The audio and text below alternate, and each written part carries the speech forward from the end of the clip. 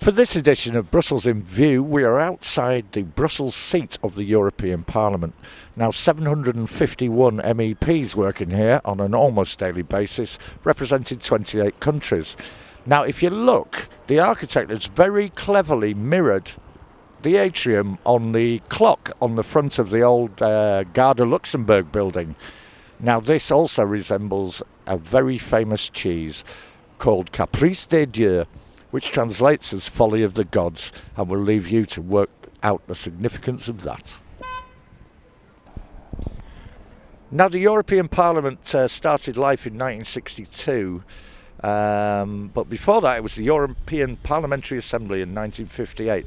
This Brussels building was actually started in the late 80s, and according to sources, prior to it becoming what is now the European Parliament Brussels, it was actually the site of a brewery. And once again, our listeners can think what they want about that one.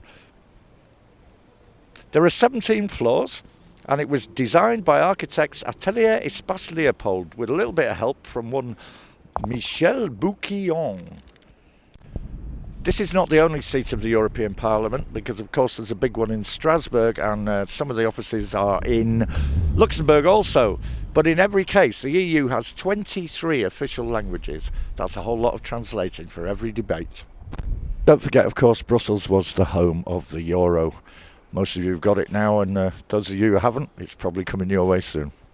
November 2014 saw the 25th anniversary of the fall of the Berlin Wall, and here's a permanent part of it outside the Parliament, celebrating democracy, freedom and all sorts of good stuff.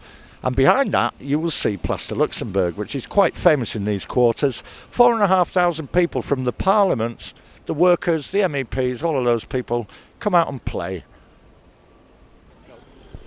There are plenty of bars on this square, and of course plenty of people taking full advantage, especially on a sunny day like today. We have nationality not only from Europe, no, but from all the world. I think they are coming from USA, Brazil, Australia. They are coming from everywhere. And do you think the European Parliament is good for business? Of course, the most of the clients here are coming from the European Parliament, but now the place is more the Luxembourg place. It's more and more people know it.